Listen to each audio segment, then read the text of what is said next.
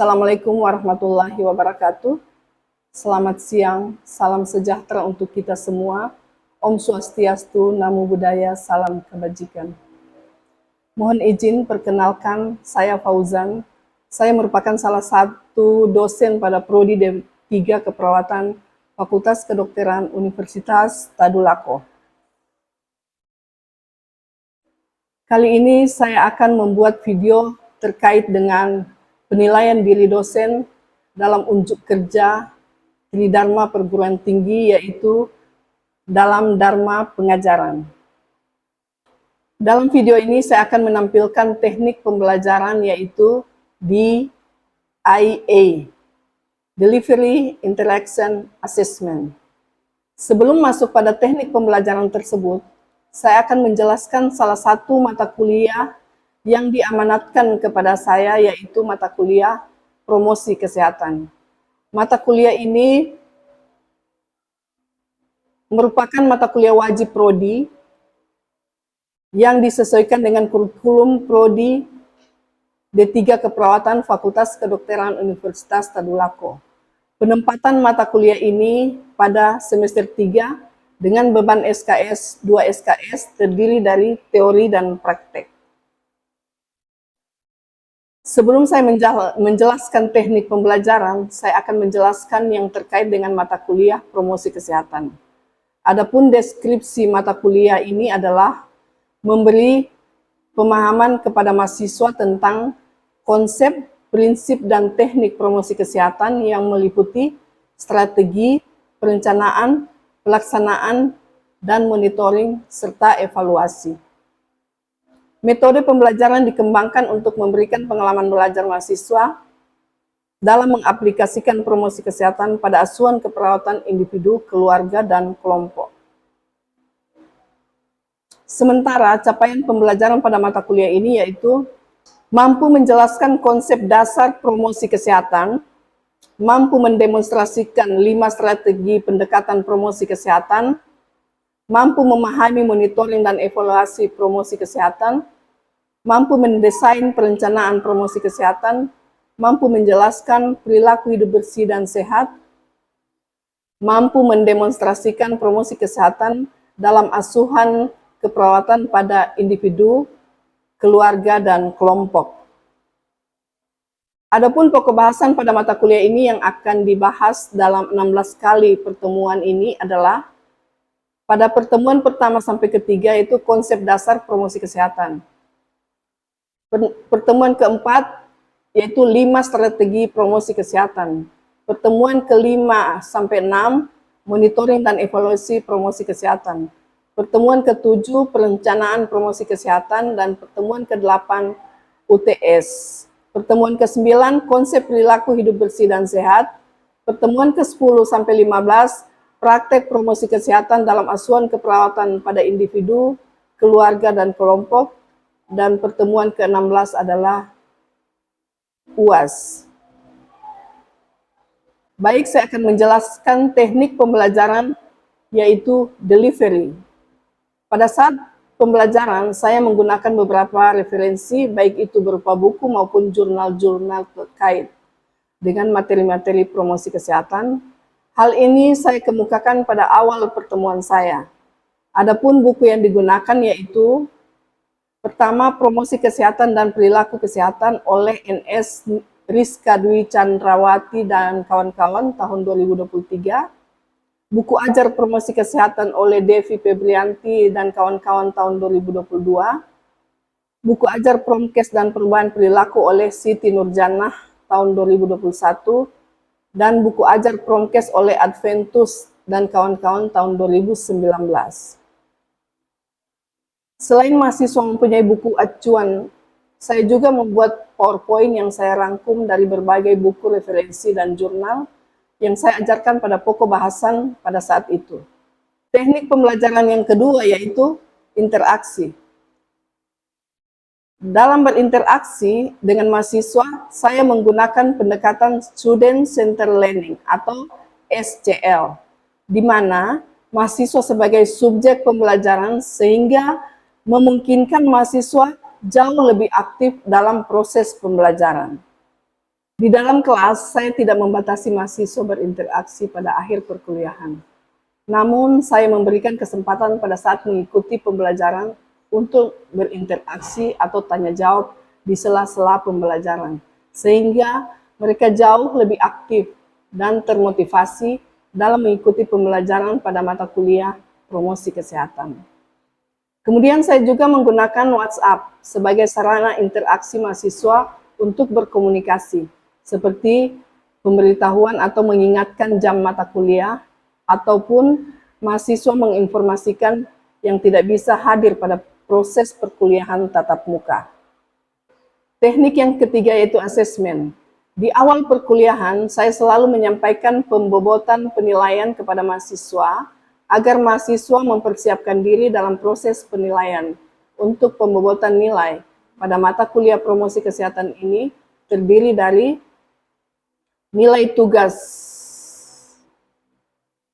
30%, nilai praktek 20%, nilai diskusi dan presentasi 20%, nilai kuis 5%, dan nilai absensi 5%, serta nilai UAS 20%. Berikutnya, saksikan video pembelajaran di dalam kelas saya berikut ini. Assalamualaikum warahmatullahi wabarakatuh. Waalaikumsalam warahmatullahi wabarakatuh. Selamat siang. Apa kabar hari ini? Baik. Alhamdulillah. Baik,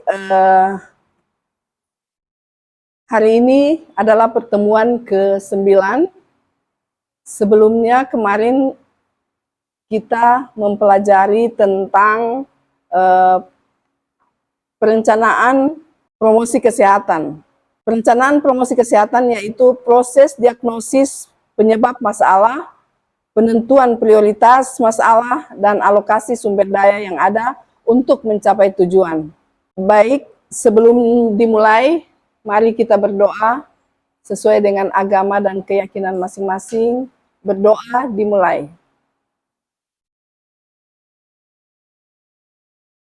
Berdoa selesai.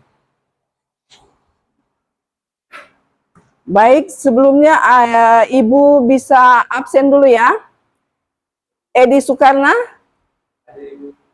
Fitri, Nazianze, Azril, Andini. Baik, berarti hadir semua ya. Baik, untuk pertemuan yang ke-9 ini kita akan membicarakan yaitu perilaku hidup bersih dan sehat, atau yang disingkat PHBS. Perilaku hidup bersih dan sehat itu adalah perilaku yang dilakukan atas dasar kesadaran diri sendiri, sehingga dapat menolong dirinya sendiri dan berperan aktif di masyarakat.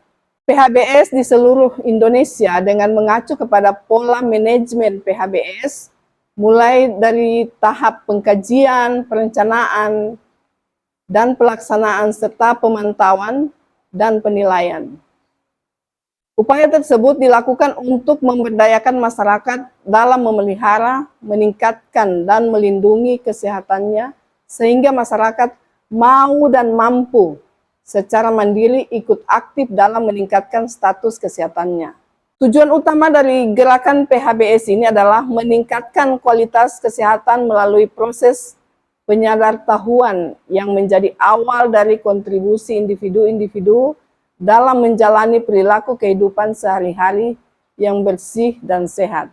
Sasaran tatanan PHBS, terdapat 5 tatanan PHBS yang dapat menjadi simpul-simpul untuk memulai proses penyadartahuan tentang perilaku hidup bersih dan sehat. Salah satunya adalah PHBS tatanan rumah tangga, kemudian PHBS tatanan institusi kesehatan, kemudian PHBS tentang tatanan tempat kerja, PHBS sekolah, dan PHBS tempat-tempat umum. Baik, kita akan lanjut ke PHBS rumah tangga, ya. Ada 10 indikator PHBS pada tingkat rumah tangga, yaitu yang pertama adalah persalinan yang ditolong oleh tenaga kesehatan, dalam hal ini dokter, bidan, perawat. Kemudian yang kedua adalah pemberian ASI eksklusif. Kemudian yang ketiga adalah menimbang bayi dan balita secara berkala. Kemudian mencuci tangan dengan sabun dan air bersih. Kemudian menggunakan air bersih, menggunakan jamban sehat, memberantas jentik-jentik nyamuk, konsumsi buah dan sayur, kemudian melakukan aktivitas fisik setiap hari, dan tidak merokok. Yang berikut adalah manfaat perilaku hidup bersih dan sehat bagi rumah tangga. Yang pertama adalah setiap anggota keluarga menjadi sehat dan tidak sakit. Anak tumbuh sehat dan cerdas, anggota keluarga giat bekerja, pengeluaran biaya rumah tangga dapat ditunjukkan untuk memenuhi gizi keluarga dan pendidikan, dan lain-lain. Manfaat PHBS bagi masyarakat yaitu masyarakat mampu mengupayakan lingkungan sehat. Kemudian masyarakat mampu mencegah dan menanggulangi masalah-masalah kesehatan. Masyarakat memanfaatkan pelayanan kesehatan yang ada. Kemudian masyarakat mampu mengembangkan usaha kesehatan bersumber masyarakat seperti posyandu, arisan jamban, atau pengadaan ambulans desa, dan lain-lain. Kemudian PHBS di rumah tangga adalah upaya untuk menyadarkan anggota rumah tangga agar tahu dan mampu mempraktekkan perilaku hidup bersih dan sehat, serta berperan aktif dalam gerakan kesehatan di masyarakat. PHBS di rumah tangga yaitu pasangan usia subur, ibu hamil dan ibu menyusui, anak dan remaja, usia lanjut, dan pengasuh anak. Baik, sekarang adalah perilaku hidup bersih di sekolah. Tadi kita sudah di rumah tangga, sekarang di sekolah.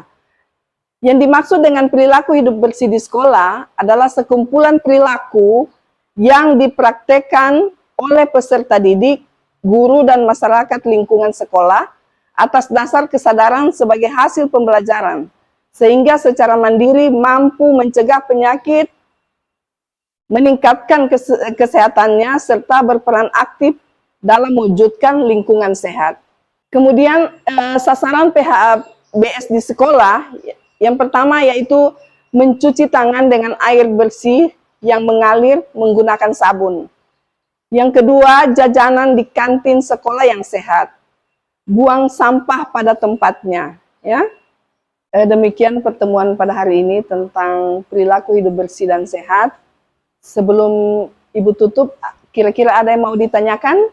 Permisi Bu, saya Bu. Silakan Fitri. Sebelumnya perkenalkan Ibu, nama saya Fitri.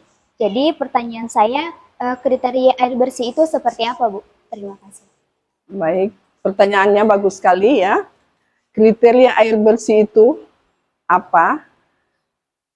Yang dikatakan air bersih itu adalah air yang tidak berwarna, tidak berbau, dan tidak berasa. Ya. Jadi sumber air itu macam-macam. Tapi manakala tidak berwarna, tidak berbau, dan tidak berasa, itu memang sumber air bersih. Kira-kira seperti itu jawabannya, bagaimana? Bisa saya pahami. Yang kedua, yang berikut kira-kira ada yang ditanyakan lagi? Saya Bu. Silakan. Nazianze. Baik, perkenalkan nama saya Nazianze. Di sini saya mau bertanya tentang, tadi kan Ibu sudah jelaskan langkah-langkah PHBS. Nah, salah satunya itu mencuci tangan yang bersih. Nah, langkah-langkah mencuci tangan yang bersih itu seperti apa? Terima kasih. Baik, bagus sekali pertanyaannya. Langkah-langkah mencuci tangan di air bersih dan mengalir serta pakai sabun. Kira-kira ada teman yang mau menjawab? Yang bisa menjawab pertanyaannya Nazianze? Saya Ibu. Silahkan Edi. Baik, saya mulai. Yang pertama yaitu dengan menggosokkan telapak tangan. Terus yang kedua punggung tangan. Terus yang ketiga ada sela-sela jari. Terus selanjutnya dengan mengunci seperti ini. Baru selanjutnya ibu jari. Terus selanjutnya yaitu dengan menggosokkan kuku jari seperti ini. Oke, sekian, terima kasih. Luar biasa. Tepuk tangan dulu untuk. Baik, tadi 2 pertanyaan telah dijawab. Kira-kira siapa yang bisa menyimpulkan hasil pertemuan ini? Permisi Bu, saya Bu. Silahkan.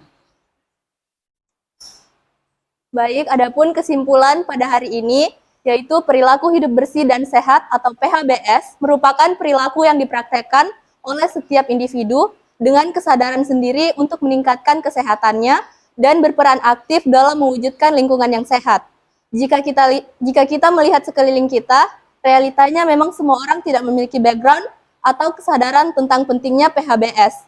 Dan di sisi lain juga, banyak masyarakat, khususnya pada rumah tangga, mengetahui tentang pentingnya PHBS. Segala sesuatu membutuhkan proses, dan selama proses tersebut sedang berjalan, manusia diharuskan untuk memperkaya diri dengan bekal-bekal atau landasan yang dapat mengarahkan mereka pada kebersihan, dan disinilah fungsi PHBS itu mengandung makna dalam kehidupan. Baik Ibu, terima kasih. Luar biasa. Tepuk tangan untuk. Demikian pertemuan pada hari ini. Semoga kita sehat walafiat dan kita akan ketemu di minggu berikutnya pada pertemuan ke-10. Terima kasih. Assalamualaikum warahmatullahi wabarakatuh dan selamat siang. Waalaikumsalam warahmatullahi wabarakatuh.